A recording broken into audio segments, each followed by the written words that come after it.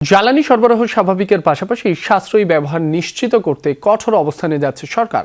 বন্ধ করা হয়েছে পেট্রোল পাম্পের সব ধরনের রেশনিং, অর্থাৎ চাহিদামতো তেল নিতে পারবেন গ্রাহকরা। মূলত ঈদযাত্রা নির্বিঘ্ন করা আর জ্বালানি সরবরাহ আশানুরূপ হওয়ায় এই সিদ্ধান্ত। তবে মার্কেটে অপ্রয়োজনীয় লাইটিং বন্ধ না করলে সরকার কঠোর হচ্ছে বলেও জানিয়েছেন জ্বালানি প্রতিমন্ত্রী। সিলভার টিপ কন্ট্যাক্টে তৈরি নিরাপদ ও নান্দনিক ক্লিক সুইচ নির্ভরতা জীবন জুড়ে। তিনি জানান, বৈশ্বিক সংকটের মধ্যেও জ্বালানি তেলের দাম বাড়ানোর কথা ভাবছে না সরকার।